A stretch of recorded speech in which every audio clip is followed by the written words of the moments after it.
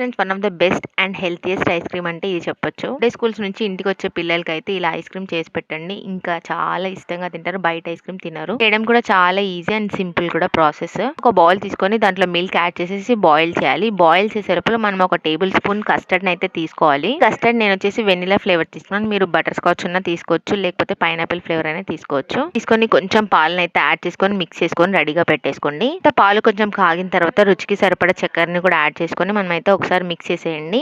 Sugar melt అయిన తర్వాత మనం ఆల్రెడీ కలిపి పెట్టుకున్న కస్టర్డ్ అయితే ఇందులో యాడ్ చేసి ఒకసారి అయితే బాగా మిక్స్ చేయండి. మిక్స్ చేసేటప్పుడు మనకైతే కొంచెం థిక్ గా కన్సిస్టెన్సీ అయితే రావడం మొదలవుతుంది. స్టార్ట్ అయిన కొద్దిసేపటికే ఇంకా కొంచెం థిక్ గా వస్తుంది. అలా వచ్చేసేటప్పుడు అయితే మనం స్టవ్ ఆఫ్ చేసేయండి. ఆఫ్ చేసేసిన తర్వాత కొంచెం కూల్ అయిన తర్వాత మనం అయితే ఏదైనా కంటైనర్ లో అయితే ట్రాన్స్ఫర్ చేసుకోండి. కంటైనర్ లో ట్రాన్స్ఫర్ చేసిన తర్వాత సీల్ చేసాను అనమాట. కొంచెం టైట్ గా సీల్ చేసేసి మనం అయితే రిఫ్రిజిరేటర్ లో స్టోర్ చేసుకోవాలి. ఈ ప్రాసెస్ నైట్ చేసి పెట్టేస్తే నెక్స్ట్ డే ఆఫ్టర్నూన్ కల్లా మనకైతే ఇలా రెడీ అయిపోతుంది. కొంచెం జెల్లీ ఫార్మాట్ లో అయితే ఇలా రెడీ అవుతుంది అనమాట. కొంచెం జెల్లీ ఐస్ క్రీమ్ లానే ఉంటుంది. ఈ టెక్స్చర్ ఇష్టం లేకపోతే ఒకసారి అయితే మనం మిక్సీలో వేసుకుంటే మనకి ఇంకా క్రీమీ టెక్స్చర్ వస్తుంది. ట్రై చేయండి. ఒక బౌల్ తీసుకొని నేనైతే చిన్నగా కట్ చేసుకున్న ఆపిల్ ముక్కల్ని అలాగే బనానా పీసెస్ ని యాడ్ చేసుకున్నాను. ఫ్రూట్స్ ని యాడ్ చేసిన తర్వాత ఒక లేయర్ కస్టర్డ్ లాగా వేసేయాలన్నమాట. వేసేసిన తర్వాత పైనుంచి టాపింగ్స్ అయితే యాడ్ చేసుకోండి. ఇలా కొంచెం పిల్లలకి ఇష్టమయ్యే బూస్ట్ అయితే కొంచెం పైనుంచి స్ప్రింకిల్ చేయండి. టేస్టీ హెల్తీ ఐస్ క్రీమ్ అయితే రెడీ అయిపోతుంది. మీకు ఇంకా ఫ్రూట్స్ కూడా యాడ్ చేసుకోవచ్చు. ఒకవేళ మీకు ఈ వీడియో నచ్చితే please like, share, subscribe to my channel. Thanks for watching.